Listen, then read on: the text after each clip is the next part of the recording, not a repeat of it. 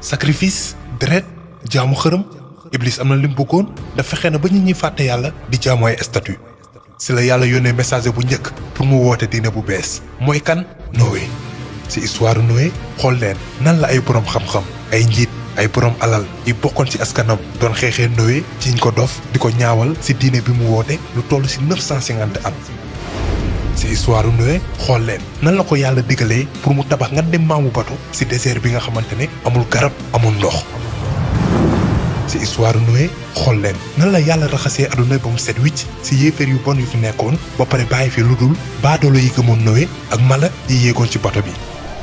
histoire Noé yàggatu dara ngeen am ko si chaîne bii incha allah pour nag ñi nga xamante ne dañoo bëgg ñu defal leen ay publicité si chaîne bi moo xam si njaay bi ñu nekk liggéey bi ñuy def service bi ñuy joxe wala si seen entreprise woote leen gaaw si 77 773 94 83 su ko defee si ay njëg yu yomb nga am ay clients yu bari kon nag bul tardé wooteel gaaw.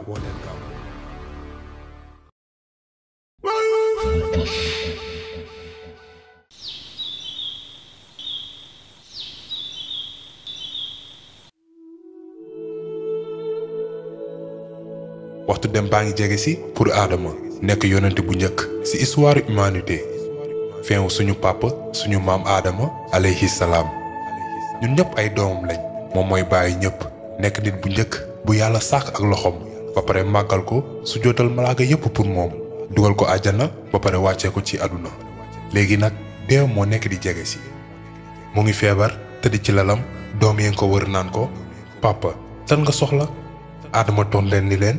andi leen ma ay fruit andi leen ma fruit bu munti nekk ma lekk si la doom yi demee pour utal ko ay fruit tas ak ay malaaka yi laaj leen foo leen jëm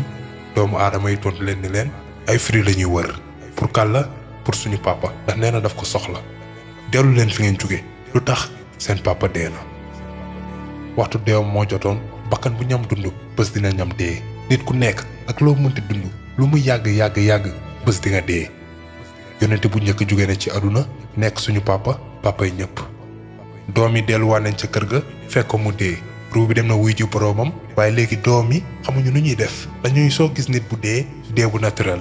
si la leen malaaka yi jàngale nan la ñuy def malaaka yi sang Adama defal ko tax nit da mës ko si perkaal gas si suuf si suul ko si la malaaka yi newee doomu aadama yi lii mooy seen sunna nii ngeen di robee nit bu gaañoo si noonu si la paasu benn prophète tourné nit bu njëkk bu yàlla sàkk ak loxoom lu ndam yaatu woon na te bari na ay événement yu ci xew gis ngeen bàkkaar na mu mën a def nit gis ngeen yërmande yàlla ci aadama te noonu la yërmande yàlla mel tamit si ñu ñii di doomu aadama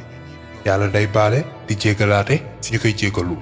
kon jéggalu leen yàlla mu jéggal leen seen bàkkaar te bu leen ko defati si vidéo yi di ñëw incha allah dinañ wax si beneen prophète mooy Idris alayhi salaam soo ko jàll si premier message wu yàlla pour nit ñi mooy Noox wala Noé alayhi salaam message ak prophète bokkul message mooy kiy andi ay loi yu bees te prophète mooy kiy dëggalaat ay loi yu passé est-ce que après Adama am na lu xewaat ci àdduna est-ce que nit ñi continué nañ di booloo di jaamu yàlla ba tey nan la nit ñi commencé di bokkaale yàlla nan la bokkaale commencé ci àdduna est-ce que njaboot Iblis xefe nañ ba dëngal nit ñi pour ñu jaamu leneen lu dul yàlla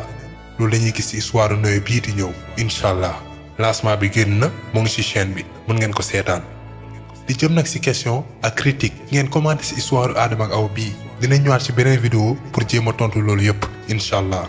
kantaan nag ñiy kaas ni vidéo Adama Awa yi dafa gàtt dinañ dugalaat beneen vidéo bii boole partie yëpp ci benn vidéo comme ça ngeen mën ko seetaan en intégralité Adama ak Awa lii moo nekkoon seen histoire bu fekkee neex na la bul fàtte nga aimé vidéo bi partager ko ak sa xarit yi ndax ku nekk war na xam jaar-jaaram bu fekkee nag yaa ngi soog a seetaan suñuy vidéo xamal ni kat ci chaîne bii vidéo yu am solo rek la ñuy def kon abonné wul gaaw activer cloche bi comme ça vidéo bu ñu dugal rek da nga koy am sa YouTube directement wasalaam.